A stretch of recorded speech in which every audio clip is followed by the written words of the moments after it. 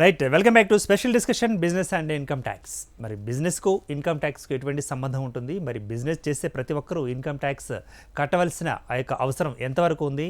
మరి ఆ చట్టం ఏం చెబుతోంది? మరి బిజినెస్ చేసి ఈ యొక్క బిజినెస్ అంతా ఇన్కమ్ ట్యాక్స్ పరిధిలోకి రావాలి అంటే మరి రాకుంటే ఎలా అన్న అంశాలను ఇప్పుడు మనం చర్చించుకోబోతున్నాం. మనతో పాటు స్టూడియోలో ఉన్నారు సంతోష్ భాటియా గారు. వీరు chartered accountant and insolvency professional. ముందుగా వారిని ఇన్వైట్ చేద్దాం. సంతోష్ భాటియా గారు, నమస్తే, welcome to the show. Right sir, మరి business and income tax, so ఈ రెండింటికి సంబంధించి మరి ఎలా అప్రోచ్ అవ్వాలంటారు? రెండింటి బిజినెస్ అంటే అండి, ఇప్పుడు ప్రతి ఒక్కరు బిజినెస్ చేస్తారు. మన ఇండియాలో వివిధ రకాల బిజినెస్ చేస్తూ వస్తారు. బిజినెస్ చేసిన ప్రతి ఒక్కరు కొన్ని రూల్స్ అండ్ రెగ్యులేషన్స్ పాటించాల్సి వస్తుంది. కొన్ని రిజిస్ట్రేషన్స్ ఉంటాయి. ఫస్ట్ జిఎస్టీ ఉంటుంది, ఇన్కమ్ ట్యాక్స్ ప్యాన్ తీసుకోవాలి, మళ్ళీ టీడీఎస్ డిడక్షన్ అని ట్యాన్ నెంబర్ ఉంటుంది, అది తీసుకోవాలి. కొన్ని షాప్స్ అండ్ ఎస్టాబ్లిష్మెంట్ రిజిస్ట్రేషన్ తీసుకోవాలి, లేబర్ లైసెన్స్ తీసుకోవాలి, అన్నీ తీసుకోవాలి. దాంట్లో ఇంపార్టెంట్ ఏంటంటే ఇన్కమ్ ట్యాక్స్ అండి. ప్రతి చిన్న వ్యాపారస్తుల నుంచి పెద్ద వ్యాపారస్తుల వరకు వాళ్ళ రిటర్న్ ప్యాన్ ఒక్కసారి తీసుకున్న తర్వాత వచ్చిన ఇన్కమ్, వాళ్ళు చేసే ట్రేడింగ్, వివిధ రకాల బిజినెస్ ఉంటుంది. మన ట్రేడింగ్ ఉంటుంది, మ్యానుఫ్యాక్చరింగ్ ఉంటుంది, రీసెర్చ్ అండ్ డెవలప్మెంట్ ఉంటుంది, హోటల్ బిజినెస్ ఉంటుంది, ఏవియేషన్ బిజినెస్ ఉంటాయి, పెద్ద పెద్ద షిప్పింగ్ బిజినెస్లు ఉంటాయి, సర్వీసెస్ ఉంటాయి. సర్వీస్ కూడా బిజినెస్ ప్రొఫెషన్లో సర్వీసెస్ కూడా వస్తాయి. బ్యూటీ పార్లర్ సర్వీస్ దగ్గర నుంచి advocate service, CA service, advocate service, CA service అన్నీ ఉంటాయి. అలాగే ఏంటంటే ప్రతిదీ ఒక్కొక్కటి దాన్ని ఇన్కమ్ ట్యాక్స్ పరిధిలో ప్రతిదీ వస్తుంది. కొన్ని ఖర్చులు మనం అఫీషియల్గా పెడతాము, కొన్ని అన్అఫీషియల్ ఉంటాయి. అఫీషియల్ ఖర్చులు ప్రతిదీ ఇన్కమ్ ట్యాక్స్ పరిధిలో వచ్చి దానికి కొన్ని రూల్స్ అండ్ రెగ్యులేషన్స్ ఉంటాయి. అంటే క్యాష్లో ఎక్స్పెండిచరు 10,000 కన్నా ఎక్కువ ఇవ్వలేరు. మీరు ప్రాపర్టీ కొంటున్నారు బిజినెస్ పేరు మీద, ఆ బిజినెస్ అడ్వాన్స్ ఇస్తున్నారు, 2 లక్షల కన్నా ఎక్కువ ఇవ్వకూడదు. మీకు 2 లక్షల కన్నా ఎక్కువ ఇచ్చినా ఇప్పుడు క్యాష్ విత్డ్రావల్కి ట్యాక్సెస్ ఉంటాయి. అలాగైందంటే బిజినెస్లో చాలా రూల్స్ అండ్ రెగ్యులేషన్స్ ఉన్నాయి. ఒక బిజినెస్ నడపాలంటే చిన్న బిజినెస్ నుంచి పెద్ద వ్యాపారస్తుల దాకా ఇన్కమ్ ట్యాక్స్ ప్రకారం కొన్ని సెక్షన్స్ ఉంటాయి. సెక్షన్ 28 నుంచి 44 దాకా, 43 దాకా వాళ్ళు ఆ సెక్షన్ని ఫాలో అవుతూ, మళ్ళీ తర్వాత టీడీఎస్ సెక్షన్స్ ఫాలో అవుతూ, ఆ బుక్స్ మెయింటైన్ చేయడం, ప్రాపర్ ట్యాక్స్ కట్టడం, 194 సెక్షన్స్ అన్నీ ప్రాపర్గా ఫాలో అవుతూ ఉండాలి. రైట్ భాటియా గారు, అంటే కొన్ని తరహాల వ్యాపారాలు కూడా మనం చూస్తుంటాం. అంటే ఒక 3 నెలల పాటు, 6 నెలల పాటు ఆ యొక్క రన్ చేస్తే తర్వాత మళ్ళీ తీసివేయడం జరుగుతుంది. మరి వీరు ఇన్కమ్ ట్యాక్స్ పరిధిలోకి ఎలా వస్తారు, ఎలా తెస్తారు అధికారులు వీరిని? అంటే అధికారులు ఎలా తెస్తారు, ఎలాగంటే మన ఇండియాలో ప్యాన్ డేటాబేస్ ఉంటుంది. ప్యాన్ అలాట్ చేసింది. ఒక బిజినెస్ చేసినప్పుడు ఆ బిజినెస్ కోసం ప్యాన్ తీసుకుంటారు ప్రతి వాళ్ళు.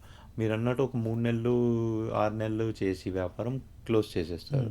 కానీ ఇప్పుడు ఎలాగైందంటే టెక్నికల్గా ఏ బ్యాంక్ ఆ ప్యాన్ మీద బ్యాంక్ అకౌంట్ ఓపెన్ చేస్తారు. ఆ బ్యాంక్ అకౌంట్ రిలేటెడ్ ఇన్ఫర్మేషన్ అనేది షేర్ అవుతుంది. డేటా ఇన్ఫర్మేషన్ షేర్ అయ్యి ఇన్కమ్ ట్యాక్స్ దగ్గరికి వెళ్తుంది. మీకు అందుకని ఆ రిజిస్టర్ మెయిల్ ఐడి, ఫోన్ నంబర్ల మీద మెసేజెస్ వస్తాయి మీకు. ఇది డ్యూ డేటు, మీరు రిటర్న్ వేయలేదు, రిటర్న్ వేయండి. ఇఫ్ యు ఆర్ ఎలిజిబుల్ అంటే మీ ఇన్కమ్ 2,50,000 దాటుతుంది. అది బిజినెస్ అన్న తర్వాత అంటే బిజినెస్లో కూడా వివిధ యాజ్ ఎ ప్రొపరేటరీ బిజినెస్ చేయొచ్చు, పార్ట్నర్షిప్ ఫామ్ చేయొచ్చు, కంపెనీ చేయొచ్చు, ఎల్ఎల్పి చేయొచ్చు, లేకపోతే సొసైటీస్ చేస్తారు. ఇప్పుడు కంపెనీ ఇన్కమ్ ప్రొపరేటరీ చేస్తున్నారు అనుకోండి, 2,50,000 దాటాలి ఇన్కమ్. పార్ట్నర్షిప్ చేస్తున్నారు, లేకపోతే కంపెనీ చేస్తున్నారు, private limited company, public limited company కానీ ఒక ఎల్ఎల్పి కింద చేస్తున్నారు అనుకోండి, రూపాయి ఆదాయం వచ్చినా మీరు ఇన్కమ్ ట్యాక్స్ రిటర్న్స్ చేసి, లాస్ వచ్చినా మీరు లాస్ వస్తే వేయాలి. రిటర్న్స్ చేస్తే మీకు ఏంటంటే with in due dates returns చేస్తే ఆ లాస్ అనేది క్యారీ ఫార్వర్డ్ అవుతుంది. మీకు ఫ్యూచర్లో ఎప్పుడైనా లాభం వచ్చిందనుకోండి, ఈ నష్టం అనేది క్యారీ ఫార్వర్డ్ అయ్యి మీకు ఆ ఫ్యూచర్లో వచ్చిన ఇన్కమ్కి సెట్ ఆఫ్ అయ్యి. రైట్ సంతోష్ గారు, ఒక నష్టాలు వస్తే ఏమిటన్నారు అదొకసారి మరి. అంటే ఇప్పుడు మీరు నష్టాలు వచ్చిందండి, వ్యాపారం చేస్తున్నారు, నష్టాలు వస్తున్నారు. నష్టాలు వస్తే మీరు ఇన్కమ్ ట్యాక్స్ రిటర్న్ కంపల్సరీ వేయాలి డ్యూ డేట్ లోపల. డ్యూ డేట్ లోపల వేయకపోతే ఈ నష్టం అనేది మీకు క్యారీ ఫార్వర్డ్ కాదు. ఇప్పుడు ప్రతి వ్యాపారస్తుడికి ఒక బిజినెస్లో నష్టం వచ్చింది ఒక ఫైనాన్షియల్ ఇయర్లో. మీకు ఒక ఫైనాన్షియల్ ఇయర్లో నష్టం వస్తే మీరు ఏం చేయాలంటే అది క్యారీ ఫార్వర్డ్ అవ్వాలి. మీకు ఫ్యూచర్లో లాభాలు వస్తాయి. మీరు లాభాలు వస్తే ట్యాక్స్ కట్టాలి. ఈ నష్టాలు మీరు 8 ఏళ్ళు దాకా క్యారీ ఫార్వర్డ్ చేసి సెట్ ఆఫ్ చేయొచ్చు లాభాల్లో. మీకు అప్పుడు అక్కడ ఆ ఇయర్ ఏ ఇయర్లో లాభం వస్తుందో ఆ ఇయర్లో ట్యాక్స్ కట్టక్కర్లేదు. అలాగనాడు. సార్ ఇప్పుడు అదేవిధంగా మరి చేసే అన్ని వ్యాపారాలు బిజినెస్ పరిధిలోకి వస్తాయా? ఐ మీన్ ఇన్కమ్ ట్యాక్స్ పరిధిలోకి వస్తాయా? ఏమైనా మినహాయింపులు ఉన్నాయి? ఇన్కమ్ ట్యాక్స్ పరిధిలోకి రాని వ్యవహారాలు వ్యాపారాలు ఏమైనా ఉన్నాయా? అంటే అన్ని వ్యాపారాలు ఇన్కమ్ ట్యాక్స్ పరిధిలో వస్తాయండి. అంటే చిన్నవి పెద్దవి అన్ని వ్యాపారాలు ఇప్పుడు జిఎస్టీ వచ్చిన తర్వాత అన్ని వ్యాపారాలు మీకు వ్యాపారంలో సేల్స్ 20 లక్షలు దాటుతుంది లేకపోతే బిలో 20 లక్షలు అంటే టీడీఎస్ అనేది వ్యాపారస్తుడు కట్ చేస్తాడు. అంటే I'm saying about non profit business like non profit business రాదండి. నాన్ ప్రాఫిట్ రాకపోయినా మీరు ఇన్కమ్ ట్యాక్స్ మీరు ప్యాన్ తీసుకుంటారు. నాన్ ప్రాఫిట్ ఆర్గనైజేషన్స్ ఏం చేస్తారంటే అండి ఇప్పుడు మీరు చేసే వ్యాపారాలు మీరు చేసే అంటే లావాదేవీలు అన్నీ చూపించాలి. మీరు చేసే ప్రతి లావాదేవీలు మీరు అకౌంటింగ్ బుక్స్ మెయింటైన్ చేయాలి. మీ బేసిక్ స్లాబ్ అయితే 1,50,000 మీ ఇయర్లీ దాటుతుందో మీరు ఆ బుక్స్ లావాదేవీలన్నీ మెయింటైన్ చేయాలి, ప్రాపర్గా చూపించాలి. నాన్ ప్రాఫిట్ ఆర్గనైజేషన్స్ కూడా మీరు ప్రాఫిట్ కాదు కానీ మీరు ఎంత మీకు ఆదాయం కాదు మీకు డొనేషన్ కింద ఏదైతే వచ్చిందో దాన్ని మీరు ఏదైతే ఖర్చు పెట్టారో బ్యాలెన్స్ మీ దగ్గర ఫండ్ ఎంత ఉందో ఖర్చు పెట్టాల్సింది అదైతే మీరు ఇన్కమ్ ట్యాక్స్కి సబ్మిట్ చేయాలి. అది ఇన్కమ్ ట్యాక్స్ పరిధిలో వస్తుంది.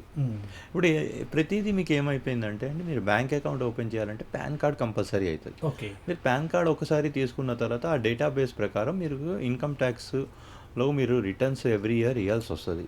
మీకు ఏమి అంటే నిల్ రిటర్న్ అయినా ఇవ్వాల్సి వస్తుంది. ఆ పాన్ కార్డ్ వల్ల మీకు ఏమవుతుంది అంటే ఇన్కమ్ ట్యాక్స్ వాళ్ళకి కూడా ఎవరెవరు తీసుకున్నారు ఎవరెవరు ఇవ్వట్లేదు ఆ కన్సర్న్ లింక్డ్ బ్యాంక్ అకౌంట్ ఏమైనా ఉంటే ఆ బ్యాంక్ అకౌంట్ ప్రకారం వాళ్ళు నోటీసెస్ పంపిస్తారు. ఒక మీరు నాన్ ప్రాఫిట్ ఆర్గనైజేషన్ అయినా అంటే మరీ చిన్న ఏమి రిజిస్ట్రేషన్స్ చేయకుండా వ్యాపారాలు అయితే పర్లేదండి.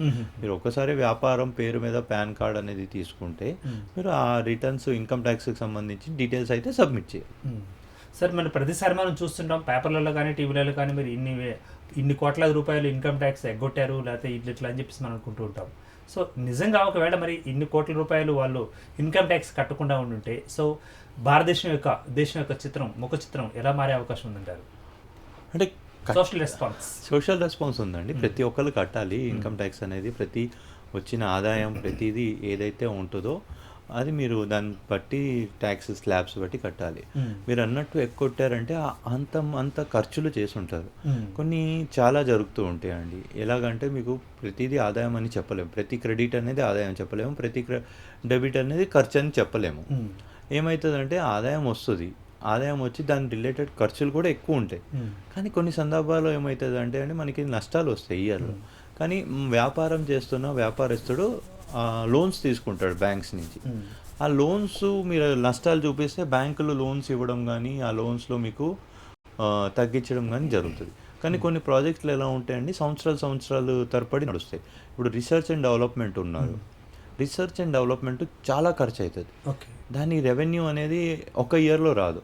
ఆ ఖర్చులు అనేవి కూడా సంవత్సరాల తరబడి ఉంటుంది. దాన్ని మీరు కొంతమంది ఏమవుతుంది అంటే అండి ఇప్పుడు ఫార్మా ఇండస్ట్రీ ఉందండి. ఇప్పుడు మనం చూస్తున్నాం ఈ పెండమిక్ ఫార్మా ఇండస్ట్రీస్ అన్నీ బాగా లాభాల్లో వస్తున్నాయి. కానీ ఫార్మా ఇండస్ట్రీ రీసెర్చ్ మీద కోట్లాది రూపాయలు ఖర్చు చేస్తారు. ప్రతి ఇయర్ వాళ్ళు ఖర్చు చేసి డెవలప్మెంట్ మీద కానీ దీని మీద కానీ కోట్లాది రూపాయలు ఖర్చు అయ్యి వాళ్ళు ఏం చేస్తారంటే కొన్ని ఖర్చుల కింద ఇన్కమ్ ట్యాక్స్లో చూపిస్తారు, కొన్ని దాన్ని అసెట్ కింద పెట్టేస్తారు, ఇంటాంజిబుల్ అసెట్ కింద పెడతారు. ఆ ఇంటాంజిబుల్ అసెట్ అంటే ఏంటంటే అది ఓవర్ ద ఇయర్ మీకు ఎప్పుడైతే లాభం వస్తుందో ఆ ఇయర్లో దాన్ని రైట్ ఆఫ్ చేయాలి. అది కూడా మనం ఏంటంటే సంవత్సరాలు తరబడి క్యారీ ఫార్వర్డ్ చేయలేము. అది కూడా ఆ బిజినెస్ రిలేటెడ్ లాభం ఎప్పుడైనా వచ్చింది ఒక 6 ఏళ్ళు 7 ఏళ్ళు 8 ఏళ్ళు మహా అయితే 10 ఏళ్ళు 15 ఏళ్ళు ఆ లాభం వస్తుంది. ఇప్పుడు ఒక రీసెర్చ్ కనిపెట్టారు, ఒక ఏదైనా ట్యాబ్లెట్ కానీ అది లేదంటే రీసెర్చ్ ఇప్పుడు షిప్పింగ్ వేరే టెక్నికల్ ఇది ఉంటాయి కొన్ని దాంట్లో దానికి మనకి చాలా రోజులు పడుతుంది. Right sir. ఇప్పుడు అదేవిధంగా మరి ఇన్కమ్ ట్యాక్స్ సంబంధించి కూడా చాలామంది అవగాహన రావాల్సిన అవసరం ఉంది. మరి ఇన్కమ్ ట్యాక్స్ రైట్స్ అంటూ ఈడీ రైట్స్ అంటూ కూడా మనం వింటూ ఉంటాం. సో వాటి గురించి ఒకసారి వివరించి. అంటే ఇన్కమ్ ట్యాక్స్ రైట్స్ అంటే అదే అంటున్నానండి, ఇన్కమ్ ట్యాక్స్ డిపార్ట్మెంట్కి ఈ FIU ద్వారా ఇన్ఫర్మేషన్ షేర్ అవుతుంది. ఇన్ఫర్మేషన్ షేర్ అయ్యి వాళ్ళ బ్యాంక్ స్టేట్మెంట్స్ కానీ అది కానీ వాళ్ళ దగ్గర ఉంటుంది. బ్యాంక్స్ నుంచి తెప్పించుకొని క్యాష్లో లావాదేవీలు ఎక్కువ చేసినట్టయితే ప్లస్ కొన్ని లేని ఖర్చులు బోగస్ ఖర్చులు చూపించి లేకపోతే బోగస్ ఇన్కమ్ చూపించి కొంతమంది రిటర్న్స్ చేస్తూ ఉంటారు. ఆ క్యాష్లో లావాదేవీలు కానీ బోగస్ ఖర్చులు చూపించడం వల్ల ఇది నడుస్తుంది. కానీ కొన్ని బిజినెస్కి ఇన్కమ్ ట్యాక్స్లో కొద్దిగా వెసులుబాటు ఇచ్చారండి. ఎందుకంటే కొన్ని ఇన్ఫ్రా కంపెనీలు కానీ, కొన్ని ట్రేడింగ్ కంపెనీలు కానీ, కొన్ని చిన్న చిన్న వ్యాపారాలకి మీరు టర్నోవర్ మీద 3% కానీ 5% కానీ, షిప్పింగ్ కంపెనీలకి కానీ, ట్రాన్స్పోర్ట్ కంపెనీలకి మీకు పర్ ఇయర్ ఇంత 10,000 ఒక దీనికి ఇన్కమ్ చూపిస్తే అదేమవుతుందంటే వాళ్ళు బుక్స్ మెయింటైన్ చేసినా అంత డీప్గా పోరు. కానీ ఒక స్పెసిఫిక్ ఇన్ఫర్మేషన్ ఏదైనా ఉంది, అప్పుడు ఇన్కమ్ ట్యాక్స్ వాళ్ళు రైడ్లకు వెళ్ళినప్పుడు వాళ్ళు ప్రెషర్ అయితే అంటే స్టార్టింగ్ ప్రెషర్ అయితే ఉంటుందండి. అంటే కొన్ని కొట్టినవి కానీ మీరు ఇన్కమ్ ఎక్కువ ఉంది తక్కువ చేస్తారు. ఇప్పుడు కొన్ని ఏమవుతాయండి ప్రాజెక్ట్స్లో స్టార్టింగ్ 30% 40% మార్జిన్ ఉంటుంది, కానీ అది వెళ్ళే కొద్దిగా సంవత్సరాలు అది 10 ఏళ్ళ ప్రాజెక్ట్ ఉంటుంది, కానీ అది లాస్ట్ ఇయర్స్కి వచ్చేటప్పుడు తక్కువ వస్తుంది. ఇప్పుడు ఏమవుతుందంటే అండి కొంతమంది చూసిన వెంటనే ఫస్ట్లో 30% చూపించావు, లాస్ట్లో 5% 2% చూపిస్తున్నా అంటే అది ఇక్కడ ఏదో తేడా ఉంది, నువ్వు ఏదో చేసినట్టునే ఒక 5 వస్తుంది. దాన్ని ఏం చేస్తారంటే వ్యాపారస్తులు దాన్ని ఓవర్ ద పీరియడ్ కంటిన్యూ చేస్తూ అన్ని ఇయర్స్కి ఒకే రకంగా పర్సంటేజ్ ప్రాఫిట్ చూపిస్తూ వస్తారు. కానీ రైట్స్ వస్తే భయపడాల్సిన అవసరం లేదండి, వ్యాపారం చేసిన వాళ్ళకి అది వస్తుంది. కానీ మనం మన జెన్యూనిటీ చూపించుకుంటే ఇన్కమ్ ట్యాక్స్ వాళ్ళు కూడా అది ఆన్ పేపర్ రికార్డ్ ఉండి మనకి అన్నీ సరిగా ఉంటే మనకి వాళ్ళు ఇబ్బంది ఏం లేదు. కానీ మనం కొద్దిగా సరే ఏదైనా పొరపాటు జరిగిందంటే ఇన్కమ్ కింద చూపించి దాని తగ్గట్టు ట్యాక్స్ కట్టేస్తే మనకి పెనాల్టీ వేవ్యూర్ తీసుకోవచ్చు మనం. రైట్ సార్, చాలామంది income tax. If you like this video, please like it, share it, and for more videos, please subscribe to our channel.